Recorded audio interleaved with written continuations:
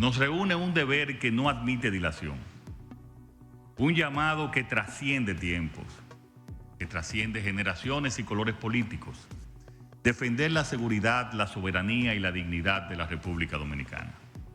Este deber nos convoca no como actores aislados, sino como una nación unida que reconoce que en los momentos de mayor dificultad es cuando se mide la grandeza de los pueblos.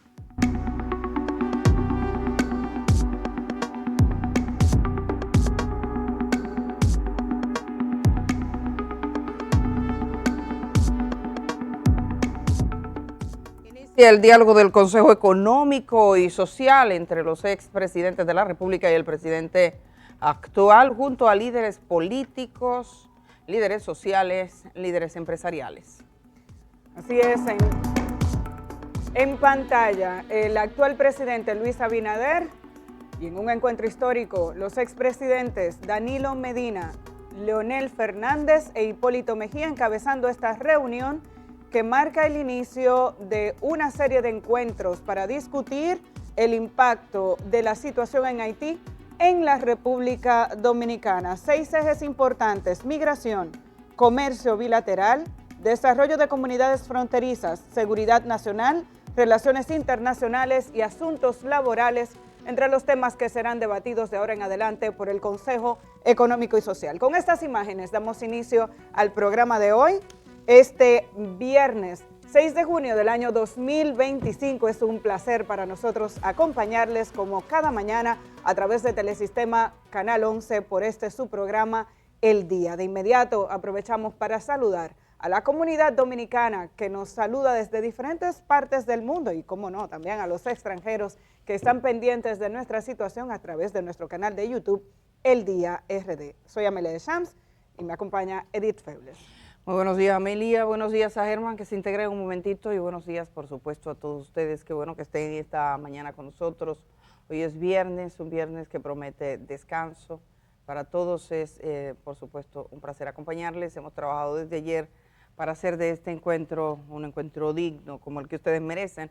Hoy tenemos una agenda con muchísimos temas, por supuesto. Estamos muy pendientes de ese tema que estamos planteando al principio, del inicio del diálogo del Consejo Económico y Social. Lo que pasó ayer era la inauguración, es la pauta de comienzo de este diálogo que tiene 6 mesas temáticas y que vamos a tratar a continuación. Por supuesto, también hay otros elementos, otras noticias que estamos dando seguimiento, y le pedimos hoy que no se pierda la entrevista que tendremos a las 7 de la mañana. Vamos a estar conversando con Radamés Jiménez del partido Fuerza del Pueblo. Conversaremos con él de diferentes temas. Eso será a las 7 de la mañana, pero también ustedes pueden ir apuntando las preguntas. ¿Qué se recurriría a preguntarle? Bueno, pues escríbanos directamente a nuestros teléfonos. 829-345-1453 es la flota para conversar con ustedes. Y 2 juezas de la Judicatura Española llega para estar con nosotros esta mañana, así que vamos a conversar con ellas. Esas magistradas trabajan mucho el tema de la violencia intrafamiliar, la legislación en España y cómo les va, pues vamos a conversar. Así que tenemos a estas 2 magistradas: Cira García Domínguez, magistrada juez del Juzgado de Violencia sobre la Mujer en Madrid, y también Lara Esteve Mayén, magistrada de primera instancia en instrucción y es además doctora en Derecho Penal. Así que bienvenidos, bienvenidas, comienza la jornada. Amelia, tú estuviste ayer muy atenta a ese diálogo que se desarrolló en el Consejo Económico y Social. Así es, el Consejo Económico y Social se reunió ya por primera vez después de una serie de anuncios en los que se esperaba la posibilidad de que la clase política de la República Dominicana mostrara unidad ante una crisis en Haití que definitivamente tiene un impacto directo en la República Dominicana. Es lo que han tratado de expresar tanto el mandatario Luis Abinader como los diferentes sectores de la República Dominicana. Independientemente de que hay una crisis social, política y económica en el territorio de nuestro país vecino, pues obviamente la República Dominicana, por su interconexión, porque además estamos ocupando la misma isla, también tiene esta situación un impacto en el sistema económico, político y social de la República Dominicana. Un gran desafío, pues, ¿cómo encontrar un balance entre la crisis migratoria que representa la migración, sobre todo de indocumentados haitianos en la República Dominicana, la necesidad de una mano de obra de personas que incluso tradicionalmente y sobre todo durante los últimos años se han hecho prácticamente necesarios en algunos sectores de la vida nacional, como en la agricultura, en la construcción, en el sector servicios, pero además de qué manera establecemos una comunicación directa a nivel internacional sobre lo que representa un incremento de la violencia y sobre todo de las bandas armadas en territorio haitiano, que definitivamente para el Estado Dominicano representan un tema de seguridad nacional. Y en medio de eso, manifestar solidaridad frente al país más pobre de América y uno de los países más pobres del mundo. Vamos a iniciar con las palabras del presidente del Consejo Económico y Social, Rafael Toribio, que digamos que marcaban la pauta de cómo se va a realizar los encuentros de las mesas establecidas para hablar sobre los 6 temas que mencionábamos al inicio. El diálogo que comienza hoy estará enriquecido, además, por las voces y participación de expertos e invitados especiales, fortaleciendo la representatividad y la legitimidad de este proceso. También estamos trabajando desde el Departamento de Tecnología del CES en una plataforma para ofrecer y garantizar la participación de la ciudadanía, incluyendo a los dominicanos en el exterior, a través de un sistema que permita en una parte del proceso la recepción de opiniones. Diferentes momentos en esta jornada de el día de ayer, que se inaugura con 6 mesas temáticas, ese diálogo, Rafael Toribio, que por supuesto destacaba cuál será la metodología de trabajo. Ya el Consejo Económico y Social tiene mucha experiencia de trabajo, de juntarse. Ojalá y no pase como con la Constitución, porque hubo un proceso de reforma constitucional que empezó a dialogarse ahí, pero luego realmente la adoptaron desde el PRM, desde el Congreso, y se fue. Muchos temas que han procurado ponerse de acuerdo y como que se diluyen en el tiempo. No queremos que pase lo mismo con el tema haitiano, porque es un tema que genera mucha presión, tanta que llevó a gente como Danilo Medina o Leonel Fernández a encontrarse, a estar juntos, a sentarse en una misma mesa. Los productos de estos diálogos van a ser evaluados por los expresidentes y el presidente de la República, con 6 ejes temáticos que incluyen el tema migratorio, que aunque figura como primero en la lista, no es el único, porque además está el comercio bilateral, una cosa que muchos dominicanos y dominicanas a veces ignoran y piensan que el comercio con Haití es un comercio de una batea en la cabeza, de una ponchera en la cabeza, cuando es un comercio de tráiler. Es un comercio, además, el segundo socio comercial, claro. Pero a mucha gente eso se le olvida. También está el tema del desarrollo de las comunidades fronterizas, que figura como el tercer tema. Obviamente está el de la seguridad nacional, el impacto que tiene sobre la seguridad nacional. Siempre es un desafío en un territorio que es fronterizo.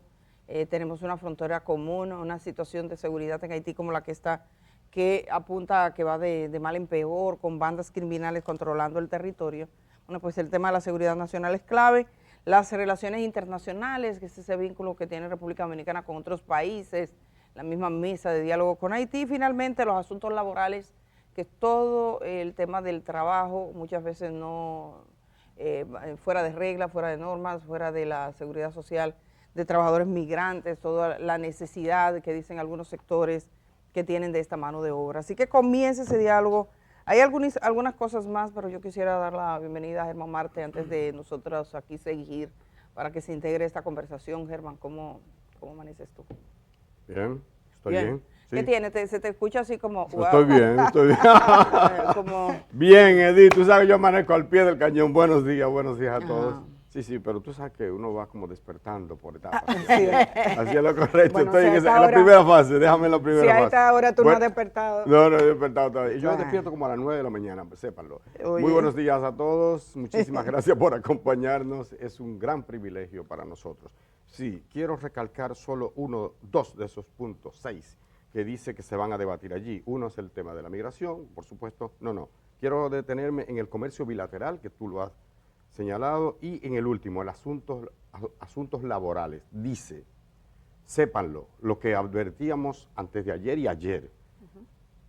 es obvio o no es obvio. Lo lógico es que dentro de ese contexto, esa búsqueda de un consenso, ¿verdad que sí?, entre el liderazgo político, es decir, el que tiene la sartén por el mango, pero otros que tienen su parte en el saco de mango también. O sea que comparten el liderazgo. Leonel Fernández, Danilo Medina, ante la presión, más que la presión, ante la demanda, más bien ante la advertencia del sector productivo nacional, le hace construcción y sobre todo agroindustria, de que esa mano de obra es necesaria, algo obvio para quien está en el negocio, pero parecen ignorarlo quienes están en las redes sociales y en la fanfarria y en la cosa. Entonces, me parece a mí pertinente, como decíamos, vamos a bajarle 2 rayitas a ese tema. Y más allá de la cháchara patriotera, que muchas veces se quieren elaborar como si fuera patriotismo, que no lo es, no es la misma cosa, aunque se parecen, mucha gente lo confunde. Lo cierto es que hay que hacer un análisis sosegado, sensato, ¿qué le conviene a este país? ¿Que hay que regular? Por supuesto que hay que regular. Que debemos dejar entrar o dejar aquí a quienes necesitemos, también a quienes necesitemos. Que hay que documentarlo, por supuesto que hay que documentarlo. Entonces, ese es un aspecto fundamental, el asunto laboral. Después lo otro es la seguridad, el desarrollo de comunidades fronterizas. Entonces, hay 3 siglos de atraso en eso. No tanto, la República tiene 100 y pico de años, pero es desde siempre. Por eso surge Haití, por el abandono a esa parte, que sí que lo hubo desde España, desde que éramos colonia, y por eso Francia y el bucanero y no sé qué, toda esa historia que ustedes saben. Entonces, esa es una historia larga. Lo que sí está en el meollo del asunto, pienso yo, de este diálogo, tiene que ver, no conciencia, porque ellos son más que conscientes, sino recordar, hay un comercio importante de alrededor de $1.000 millones entre Haití y República Dominicana, en el cual nosotros tenemos un superávit enorme. Es 10-1, que es la relación de ese comercio bilateral. El formal, que el informal ya ustedes saben. 10-1 es, nosotros Nosotros 10, vendemos alrededor de, ajá, y ellos nos venden 1. Exactamente, ese es el, gracias Amelia, ese es un punto importante. Y el otro, yo insisto, en el asunto laboral, que se necesita la mano de obra, que se necesita. Eso no se lo ha inventado nadie. Lo entienda Donald Trump, lo entienda Abinader, lo entienda quien sea. Entonces, a toda esa cháchara que hemos armado y todo ese ambiente, hay que bajarle. Y es importante que ese liderazgo se reúna y vaya en la misma tesitura. Ojo, en la misma tesitura, porque una nota discordante entre ellos, entonces es como un jabón en el sancocho. Bueno, y en esa apertura del Consejo Económico y Social, después de las palabras del presidente del Consejo, Rafael Toribio, entonces le correspondió hablar al presidente Luis Abinader, quien marcaba, digamos, la pauta de las razones de este encuentro. Cómo mostrar una unidad entre la clase política y los sectores sociales y económicos de la República Dominicana, y de alguna manera daba pinceladas sobre la importancia de cada uno de esos puntos. Escuchemos al presidente Luis Abinader. En tiempos difíciles, la grandeza de una nación se mide por su capacidad de encontrar unidad entre sus diferencias. Hoy es uno de esos momentos para la República Dominicana. Expresidentes de la República, distinguidos Leonel Fernández, Hipólito Mejía y Danilo Medina, los miembros del Consejo Económico y Social, amigos todos, nos reúne un deber que no admite dilación, un llamado que trasciende tiempos, que trasciende generaciones y colores políticos, defender la seguridad, la soberanía y la dignidad de la República Dominicana. Este deber nos convoca no como actores aislados, sino como una nación unida que reconoce que en los momentos de mayor dificultad es cuando se mide la grandeza de los pueblos. Nos encontramos en un instante decisivo de nuestra historia, un punto de inflexión que nos desafía a estar a la altura de los ideales que han inspirado cada uno de los logros de nuestra nación. Hoy, más que nunca, debemos hacer un alto en el camino para mirar con profundidad y serenidad el presente que enfrentamos y, sobre todo, el futuro que estamos llamados a construir. La situación que atraviesa la República de Haití caracterizada. Bueno, el presidente hablaba de la necesidad de lograr un trato migratorio justo y digno. ¿Cómo? Y en el fomento... ¿Cómo un trato migratorio? Justo y digno. Y es lo que hemos estado exigiendo desde el primer día, pues entendemos que la manera en la que se están implementando las políticas migratorias en República Dominicana se distancian en muchos momentos de estas palabras. Ayer en ese encuentro se anunció que las comisiones, estamos hablando de que el Consejo Económico y Social está conformado por unas 45 personas que representan los diferentes sectores sociales de la República Dominicana, el empresariado, el sector laboral, sectores sociales, ahí está la academia, además de la clase política dominicana. Se reunirán en las diversas comisiones para tratar los 6 temas que hemos mencionado y una vez recojan los consensos y los disensos sobre cada punto, entonces entregarán un informe que posteriormente sería aprobado ya con la participación de los presidentes de los diferentes partidos y los expresidentes de la República junto al presidente Luis Abinader. Esperamos que por la importancia de este tema y porque se ha colocado en el centro de la agenda nacional, que haya un avance rápido de las conversaciones, a diferencia de, como decía Edith, otros temas que se han diluido en el Consejo Económico y Social. Para finalizar con este tema, decir que ayer se dio a conocer a través del vocero de la Presidencia de la República que antes de iniciar esta reunión del Consejo Económico y Social, el gobierno dominicano, o más bien el presidente Luis Abinader, junto a los expresidentes, enviaron una serie de cartas al Consejo de Seguridad de la ONU, al presidente de los Estados Unidos, a los presidentes que tienen derecho a veto, de los países que tienen derecho a veto en el Consejo de Seguridad de Naciones Unidas y los que tienen derecho a participación y votación este año. Por tanto, son cerca de 15 países cuyos presidentes recibieron una comunicación directa de la República Dominicana planteando la necesidad de que la intervención internacional en Haití tenga un alcance mayor que el que tiene al día de hoy. El planteamiento implicaría, digamos, una liberación mayor de recursos y una mayor participación de los países a través de Naciones Unidas para, digamos, tomar en cuenta los problemas del incremento de la inseguridad en el territorio haitiano y también la inestabilidad política e institucional que tiene este país, llamando la atención sobre la preocupación que genera que se incremente esta inestabilidad y que tenga un impacto en otros países de la región. Miren, ahora que estamos hablando de la situación de Haití, que el tema migratorio, cuando hablamos de Haití solo pensamos a veces en ese tema, que por supuesto es mucho más que eso, es comercio, es seguridad, es frontera. Quiero referir porque hoy se están conociendo los datos desde ayer de todos los ciudadanos que han sido arrestados en Puerto Rico, dominicanos. de todos los países, pero la mayoría son dominicanos. Unos 359 dominicanos de poco más de 500.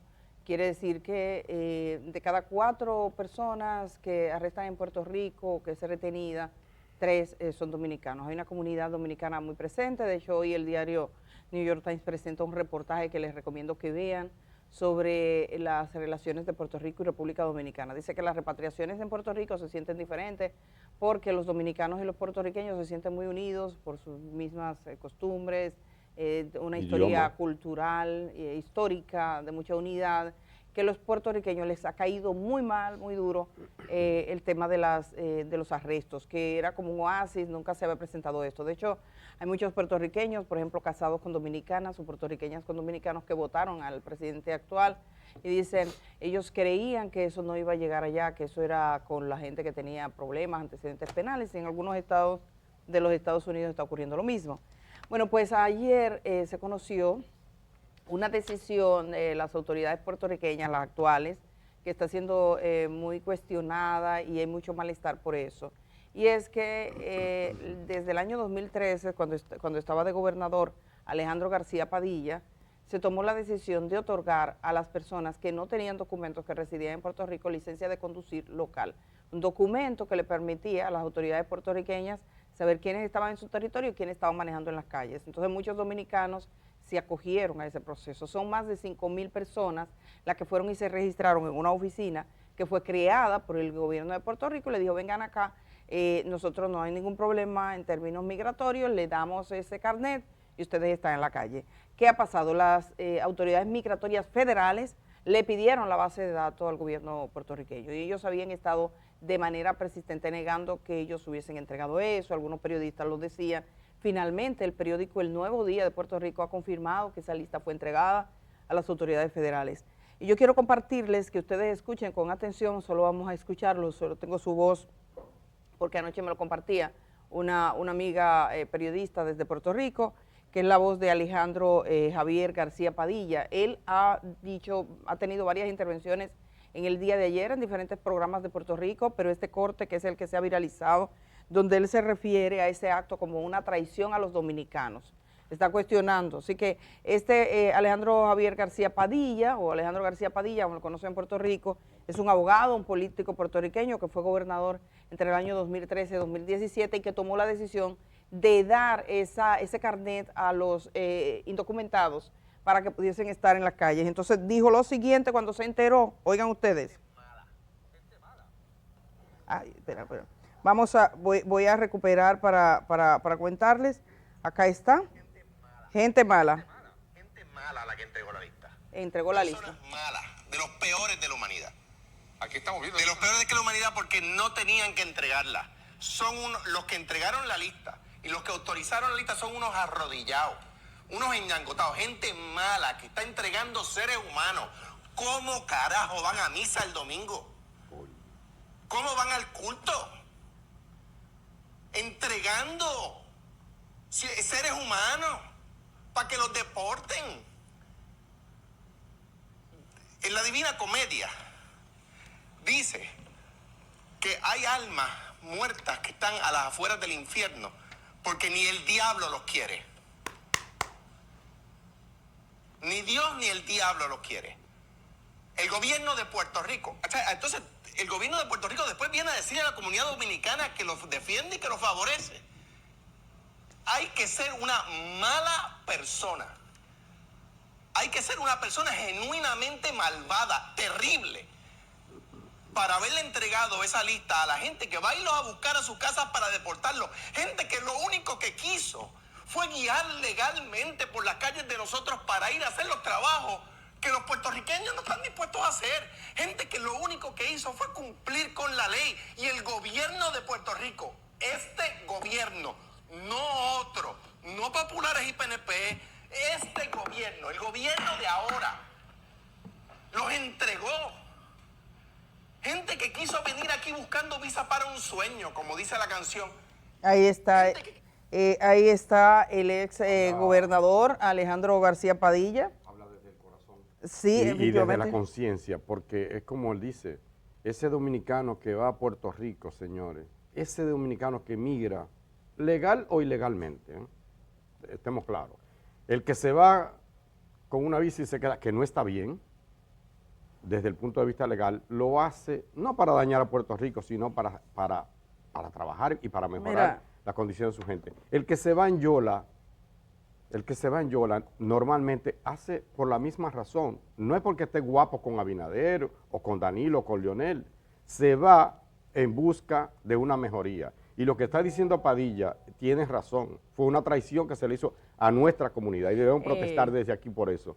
Porque si esa gente fue y se legalizó, le dijeron, te vamos a dar una, aunque tú estés en proceso de regularizar tu estatus migratorio, entre tanto, para que no ande así sin papeles, tienes una licencia para manejar, puedes manejar. Están cuestionando de la licencia, como la licencia fue hecha al margen, digamos que es un documento aparte.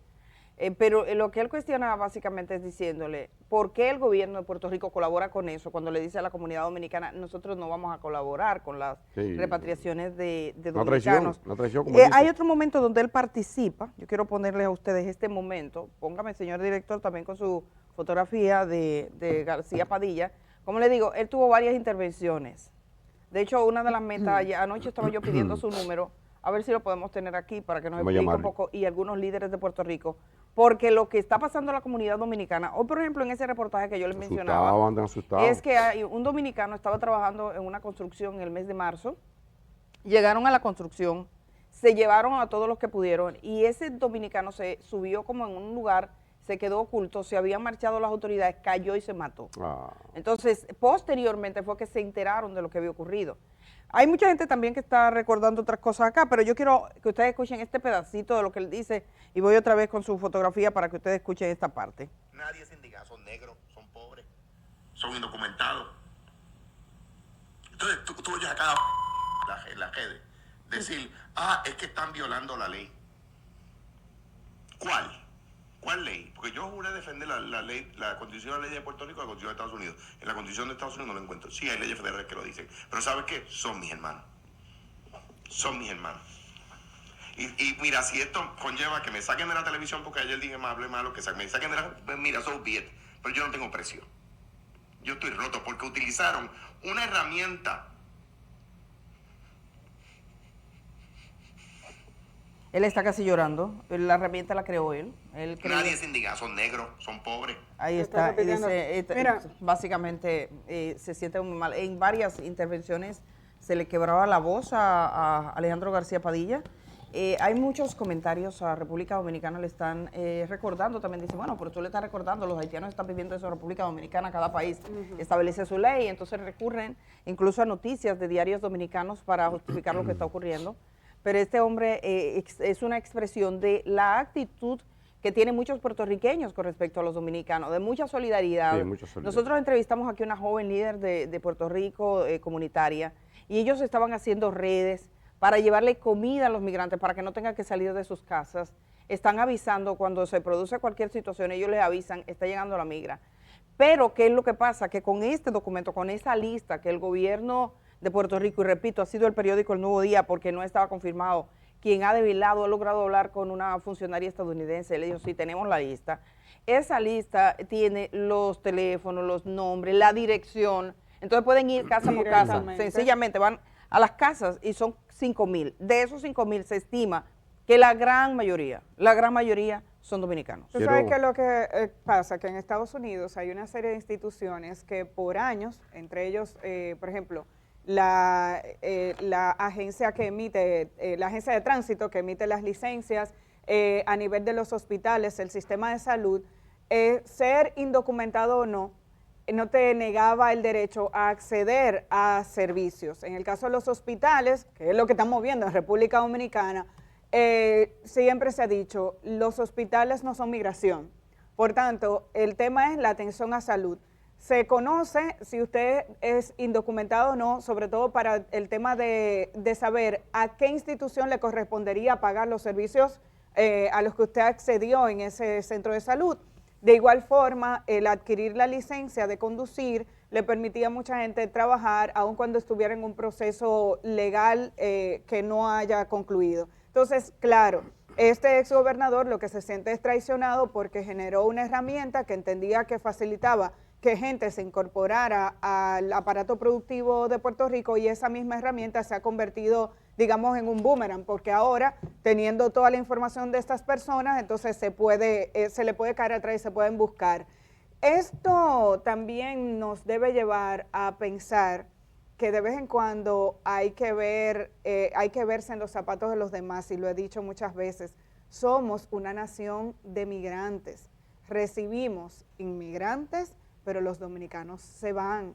E incluso en la vuelta por México fue una de las grandes sorpresas saber que había dominicanos que utilizaban un viaje y las facilidades de irse hacia territorios de Centroamérica para poder acceder por tierra a los Estados Unidos, lo que se convirtió en una sorpresa porque no era nuestro estilo. Entonces, ver esta situación y la manera en la que los puertorriqueños la están manejando con relación a los dominicanos nos tiene que poner en perspectiva lo que significa la migración a nivel internacional, porque somos una especie en viaje, como dice Jorge Drexler, no tenemos pertenencia, sino equipaje. Tenemos que comprender que el fenómeno de la migración no es nuevo, que las nuevas formas de transporte facilitan que la gente ahora se traslade con mayor facilidad, pero la necesidad hace que la gente busque mejores formas de vida. Con eso no queremos impulsar que la gente viole las normas, pero también comprender el fenómeno de la migración y tratar con dignidad a las personas tiene que estar en el centro de las políticas públicas de cualquier nación que recibe inmigrantes. Así es, yo quiero agradecer la participación de muchos de ustedes que a través de nuestro canal de YouTube y en el chat de nosotros está opinando sobre el tema. Edwin Lara, José Ramos, Wilson Juma, Nicole, Freeman Destiny, Pedro Araujo. Pedro Araujo dice algo a mí me parece muy interesante. Dice, a Puerto Rico no le conviene deportar a los dominicanos. Yo estuve por allá y la isla está vacía. Oigan esto, la isla está vacía, la isla del encanto. Muchos negocios cerrados y casas abandonadas. Todos se han ido para los Estados Unidos. Ojo, Puerto Rico tiene, a una acotación, solo un dato, 7 millones de habitantes, un poquito más. Y más de la mitad de ellos está fuera de la isla. Incluso hay gente que ha venido de retiro para acá, puertorriqueños que viven aquí, como se sienten como en su casa. O sea, hay menos puertorriqueños viviendo en Puerto Rico que los que están en otros, sobre todo en Miami, en Nueva York. Ese es así. Hay escuelas vacías, hay muchos lugares que están reorganizándose porque se han ido despoblando. ¿Qué pasa? Si esa es la realidad en sentido general, ¿qué pasará en el ámbito laboral? Entonces, ese trabajo lo hacen los dominicanos. Un abrazo a todos ellos, porque con lo poquito que ganan, con papeles o sin papeles, ayudan a esa economía dominicana. Mira, yo no he estado en Puerto Rico, quiero estar en algún momento pronto. Yo no he ido a Puerto Rico, pero yo siempre he tenido la sensación de que si nosotros llegamos a Puerto Rico somos bienvenidos, y es algo que están destacando hoy, que los puertorriqueños reciben muy bien a los dominicanos. Es verdad. Y entonces, como que en mi corazón tengo ese agradecimiento por tantos dominicanos que llegaron en Yola, y vi, por ejemplo, el testimonio de una señora, 27 años desde que llegó en Yola, sus documentos todavía en proceso, no ha logrado. Bueno, el fin es que hoy está en riesgo, y también estoy mirando el mismo gesto en diferentes estados de los Estados Unidos. Vi una alcaldesa que se puso en una línea humana, hasta lloró porque los agentes llegaron con armas. Tú sabes que la gobernadora de Puerto Rico está invitando al empresariado dominicano que invierta en Puerto Rico. De hecho, pero se acaba de inaugurar una aerolínea. Que dice Padilla ahora, que ella hay una doble moral. Por un lado nos da muchísima escoba, y por otro lado te entregó la lista. Entonces lo que están diciendo, ay, tan chulo que habla de los dominicanos, y al final dio la lista. El mismo día. Después vamos a hacer un recorrido por todo ese lenguaje, pero yo creo que es importante que le prestemos atención a nuestra comunidad. Nosotros somos un país que vive de las remesas, y mucha gente nuestra la está pasando mal también, porque ese tema, ese rechazo a la gente en situación migratoria se ha hecho como un fenómeno mundial. A veces se nos olvida, hay gente que, como el actual funcionario más alto en este sentido en los Estados Unidos, se le olvida que los abuelos, mucha gente le recuerda, oye, mira que tus abuelos vinieron indocumentados desde Cuba. Entonces se le olvida. A Marco Rubio. Ajá, mucha gente se le olvida, o sea, de dónde viene, de cómo fue su familia, y nosotros, por eso no nos luce tratar mal a la gente. Solo quiero decir en este tema, y ya finalizando, ayer vi 2 imágenes, hay muchas imágenes en las redes sociales, aquí hay menos de las que podrían existir, porque muchos dominicanos se abstienen de subir. Si yo veo ahora mismo las cuentas de Instagram de Puerto Rico están llenas de dominicanos contando sus testimonios, o de la gente diciéndole lo que pasa. No pasa lo mismo con los haitianos en el país, hay gente que no lo pone. Entonces, resulta 2 casos que me llamaron la atención. Una señora que acababa de parir, una haitiana que acababa de parir, que vivió toda la vida, tengo entendido, aquí en República Dominicana, pero que estaba indocumentada, se mareó en el vehículo en el que era llevada, y el bebé puesto en la ventana, la gente reclamando aire, por favor. Vi que compartieron esa historia, y hay que leer los comentarios. La gente dice así, no. O sea, muchos dominicanos están escribiendo así, no, de esa manera no. O sea, ¿qué pasa con las mujeres cuando dan a luz? La mayoría de los hombres no han parido nunca, no saben lo que eso significa. Esta es una decisión tomada. No, la mayoría ni ninguno. No, yo estoy diciendo nunca. La mayoría, porque hay hombres que hablan como si hubiesen parido. Tú lo oyes hablar. La mayoría ni ninguno que yo sepa. Tú oye.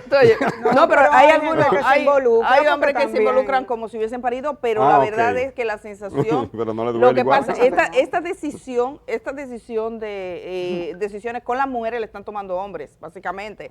Y son hombres los que conducen.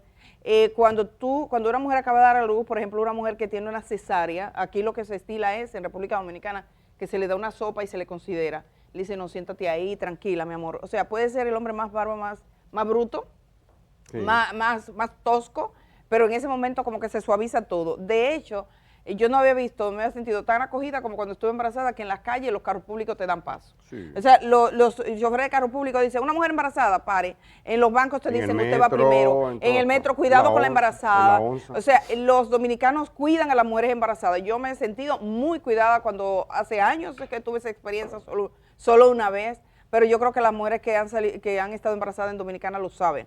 Entonces, ¿por qué tenemos que tratar mal a una embarazada o una mujer que esté dando a luz que sea de origen haitiano? A mí yo no lo entiendo y esa imagen realmente llega al corazón. La otra cosa fue el señor que dio un testimonio, lo subió, lo vi en las redes, fue entrevistado por una periodista, donde decía lo siguiente: él tiene una mujer, una compañera que es haitiana, está embarazada de él, su hijo es dominicano también, entonces fue arrestada, él está pidiendo la licencia al presidente, fue arrestada la señora con fines de deportación junto a su bebé. A los hombres dominicanos y a las mujeres dominicanas recordarle, la Constitución dominicana dice lo siguiente: hijo de dominicano es dominicano, hijo de dominicano o hija de dominicana es dominicano. Y segundo, el dominicano o la dominicana que se case con un extranjero, el extranjero pasa a tener nuestra nacionalidad. Hay que hacer un proceso, pero tiene unos derechos, es decir, tu pareja tiene unos derechos. Entonces debería verificar, asesorarse, porque no es lo mismo tú tener, tiene que agotar un proceso, pero ese hombre tiene una salida. La mayor parte de la gente no recurre a esta decisión, pero es importante que lo sepa, tiene derecho, y ese hombre, de verdad que parte del corazón, porque es un dominicano cuyo hijo corre riesgo de ser llevado hacia Haití, y hay que tomar en cuenta Haití, lo que es Haití, cómo llega allí sin nada, sin norte, sin comida, sin agua y con mucha inseguridad. Entonces, dicho esto, y solo decirlo por esos dos casos que circularon en el día de ayer, y como tenemos algunas conversaciones, no podemos obviar una conversación que durante mucho tiempo ha estado presente en la dinámica dominicana cuando hablamos de delitos, de crimen organizado. Quizás fue de los primeros casos más notables de narcotráfico que tuvimos. Yo recuerdo que estaba en prensa escrita aquella tarde de domingo, cuando fue apresado. Yo estaba en la redacción del Hoy. Yo estaba en la redacción del Caribe. Y no había noticias, señor, ese día no había nada. No había noticias. Tú tienes razón, ese día no había nada. Y entonces dice, convoca a la DNCD. A una rueda de prensa. Tú sabes que Altagracia Ortiz es la especialista en la área de salud, ¿verdad? Pero el domingo las fuentes cambian porque hay menos personal. Y dice Claudio Acosta, señores, hay una rueda de prensa en la DNCD urgente. Como urgente? A las 3 de la tarde. ¡Bum! Y arranca Altagracia. Oye, Altagracia. No, tú estabas en el Caribe. Yo estaba en el Caribe y era en el Hoy. Y yo en CD. 1300, yo no sé, ¿cuánto? 1384. 1387 kilos de cocaína en un camión que iba coronel. guardado por un coronel, el coronel Nin, que dijo que iba de bola. Sí, de Nin. Entonces, él decía que iba de bola. Sí. Y Quirino iba en un vehículo blanco detrás sí, que estaba. ¿de qué se trata? Quirino Ernesto Paulino Castillo iba en un vehículo detrás, un vehículo blanco, que tenía una placa que resultó ser exonerada de un miembro del Congreso de la República Dominicana que vendió la placa. Cosa muy eso rara. tenía cosas extrañas, ustedes saben. Entonces, fue el primer caso, eso fue Quirino, eso estuvo muy presente. Posteriormente, yo recuerdo el día que a Quirino lo sacan y firman su extradición, yo no sé, alguna gente, y él parecía esperar que iba a tener una decisión contraria. Eso no es posible. En la Suprema Corte de Justicia, que incluso tiraron muebles y todo eso, vino la gente de Elías Piña. Él tenía tanto dinero que había ofrecido pagar la deuda externa de República Dominicana en una carta dirigida al presidente de la República en el periódico Listín Diario, también recuerdo eso. Bueno, pues Quirino se fue, cumplió su sentencia, ha hablado de eso, ha hablado en diferentes momentos, y ya tiene unos años, él dice que 10 años que volvió a República Dominicana, vive tranquilamente, no habla prácticamente, él dice yo no voy, no visito a nadie, no me ve nadie, vivo aquí en Baní, tranquilo. Dio una rueda de prensa, una conversación, porque eran como 3 medios de Baní, quejándose de muchas cosas, de que el Ministerio de Obras Públicas ha hecho como una obra, ha destruido una pequeña obra que él tenía, que da la autovía. Yo creo que la ampliación, la circunvalación de Baní, que recuerden que se está sacando la vía principal, la autopista en el sur, se está sacando de Baní para que no pasemos por el tapón histórico cuando uno se mete por la ciudad de camino al sur. En ese trayecto, evidentemente, Quirino tiene, por sus declaraciones, tiene su casa y ha comenzado a construir una plaza. Y ahí es donde inicia el problema. Y un problema que él señala, por ejemplo, al abogado que tuvo alguna vez, que fue su abogado, estaba molesto con la gente de Obras Públicas, eso es la rueda de prensa, así que solo ponerles un pedacito, pero básicamente él dice, yo fui un capo de capos. Pero todos los que están por ahí fueron mis alumnos, todos. Y cuando digo todos... cuando digo todos... Son todos. Vamos a hacer un pedacito, señor Qué director, enfático. porque tenemos que irnos a hablar con las juezas ahora, con 2 juezas. Vamos a aprovechar esto. Estaba anticipadamente hecho, ya me habían dicho, tú te vas a presentar en una situación difícil con el ministro de Obras Públicas, porque tú tienes un enemigo dentro de él, que es Félix Damián Olivares Grullón. Félix Damián fue abogado Fue abogado de mis hijos, de mi familia, de mi esposa aquí. Uno, todo el que cubrió en esa época también recuerda que efectivamente fue abogado suyo. Yo he conversado con personal... que renunció de la comisión que elaboró el código. Procesal penal. El procesal penal, o sea... Él había trabajado en diferentes jurista ámbitos. sí, él había trabajado, por ejemplo, en el área de la Comisión de la Unión Europea, que tuvo un programa en el país que se llamó Justicia y Democracia, trabajando por, digamos, mayor efectividad de los órganos judiciales. Ahí yo recuerdo que extrañó mucho que él pasara de ser asesor pero del yo recuerdo que le hice la entrevista, él dijo, yo soy abogado, ¡pum! porque aquí Y a pasa la a gente que defender. dice no entiende, los abogados son abogados. Los abogados son abogados. Los abogados son ¿De abogados, verdad? decide en un momento, sí, decía y Miguel he entrevistado Valerio a esta varios semana. abogados, son abogados, la gente cree que es, ya hasta los matrimonios por la iglesia se desbaratan. Entonces, Bueno. no es un matrimonio obligado, si trabajan en una institución se van a otra, trabajan en un área, tú puedes tener, pero los abogados son abogados, y yo creo que lo importante es que los periodistas siempre entiendan que cuando un abogado está hablando de una persona que defiende, está hablando de su cliente. Entre abogados se vea, Edith. Y está hablando de su cliente. La relación de nosotros con esa persona no es clientelar. Tú No es apuestas personal. como periodista, la vida, la cosa, yo creo en esto. Pero el abogado está defendiendo una cosa que él tiene un cliente sobre la mesa, como un cirujano tiene un paciente. Ahora, en este ahora, caso, lo comprendo, pero... sí, ok, pero en este caso, y yo creo como para organizarle el mundo a la gente, Quirino Ernesto Paulino Castillo, cuyo nombre nos aprendimos de punta, Quirino Ernesto Paulino Castillo, además de admitir lo que él dice, lo que ya todo el mundo sabe, digamos que lo que está es denunciando que tiene una situación con el Ministerio de Obras Públicas porque se involucró en el desarrollo de un proyecto, un parador, que entiende serviría para comercializar productos a las guaguas, a los autobuses que van a pasar ahora por esa nueva circunvalación.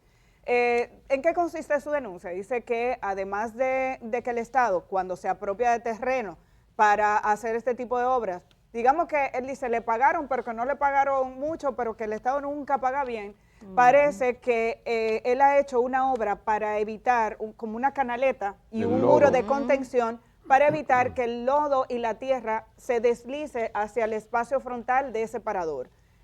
El Ministerio de Obras Públicas ha ordenado desbaratar eso y según lo que se entiende de esa conversación de él con los medios, esto impacta la obra en sí. Él dice que va a tener un impacto económico y reclama, dice, ¿por qué me llamaron la atención y vienen a desbaratar esto después de que ya concluí la construcción del parador? Lo que más ha llamado la atención de todo esto es que él entonces da a conocer que tiene un conflicto personal con Félix Damián Olivares, que forma parte del consejo o de los asesores que hoy en día tiene Eduardo Estrella como ministro de Obras Públicas. Entonces, Quirino atribuye esta situación al conflicto personal que tiene con quien fue su abogado en el proceso del narcotráfico. E incluso lo acusa de ser un doble agente del Estado. Dice que era informante de la CIA o de la DEA, perdón, mientras era su abogado, lo que revela una situación que no todo el mundo conocía. Y vuelve sobre la política, Quirino. Incluso dice que no confía en políticos, pero bueno, que él después que dice tiene dinero, no dice que no tiene recursos para vivir y para sacar adelante a su familia.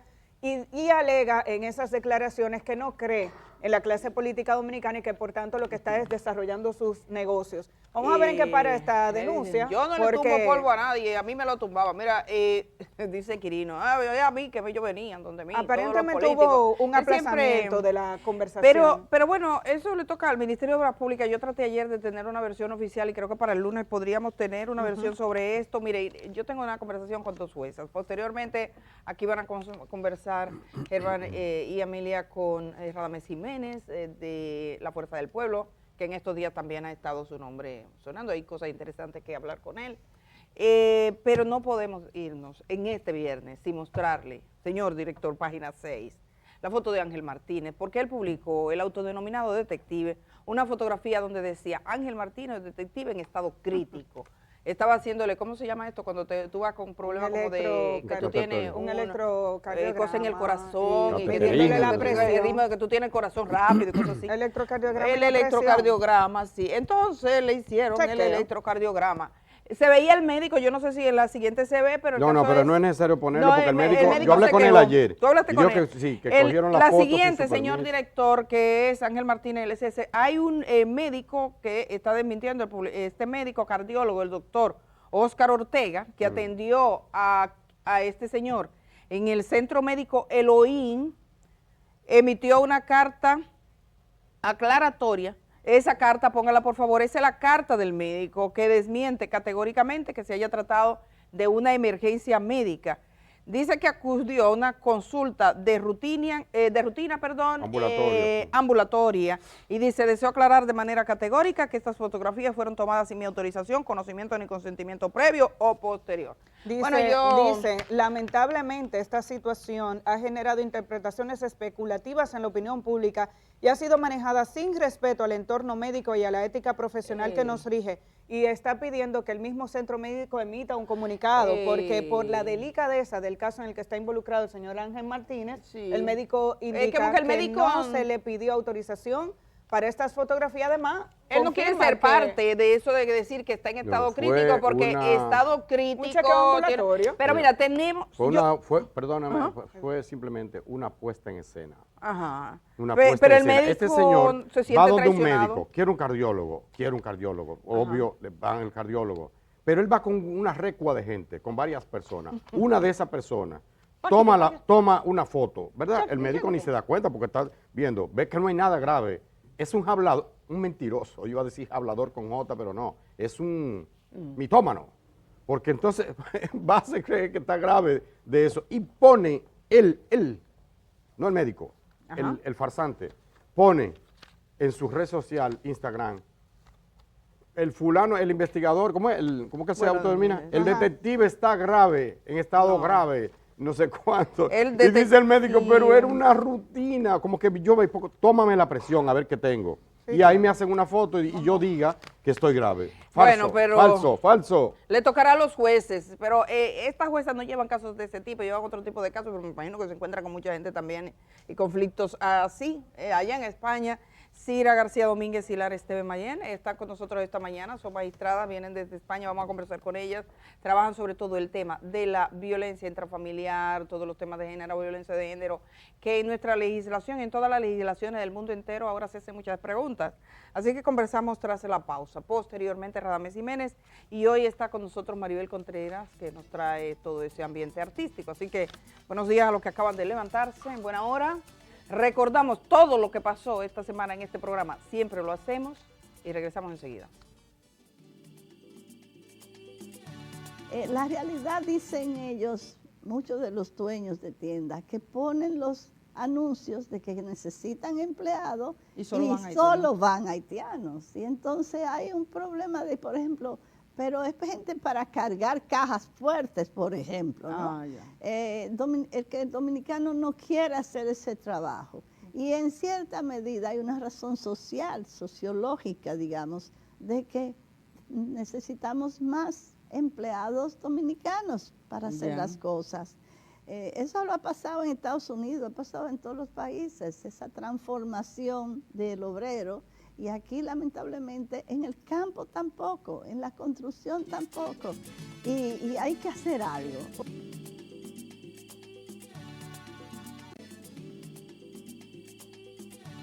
El caso de Faride, el caso de ella es muy particular y muy especial porque no solamente está la difamación e injuria, está la parte de la extorsión. ¿Qué implica la extorsión? Ese es el tema. Si hubiese sido difamación e injuria solamente a través de las redes sociales, como te estoy diciendo, 1 año, pero ya la extorsión a través de los medios digitales o la extorsión como tal conlleva pena de 3 a 10 años de prisión. Para la otra joven, para la otra imputada. Bueno, no sé, yo lo que estoy diciendo es el tipo penal, que no es lo mismo tú difamar que tú extorsionar. Que Por tú ejemplo, extorsionar, que tú decir, mira, si tú no haces tal cosa, yo voy a hacer tal cosa con relación a esta información que yo tengo de ti. ¿Qué fue lo que hizo una de las jóvenes? No sé si es el caso particular, pero yo te estoy diciendo... Que en la querella de Faride figura el término extorsión. Sí, y esa extorsión implica... Puede implicar medida de coerción, una solicitud de medida de coerción, presentación ante un juez, porque es obviamente muy grave. Fue un llamado a la solidaridad, un llamado a que se unan muchas voces que en el país hay de gente que no está de acuerdo con la manera que se están gestionando las políticas migratorias. Y un llamado a sensibilizar a la gente y recordar que son personas las que se están deteniendo, que son familias las que se están separando, que son niños que llegan a una frontera, al otro lado del país, en un Haití que tiene serios problemas sociales y políticos sin sus familias.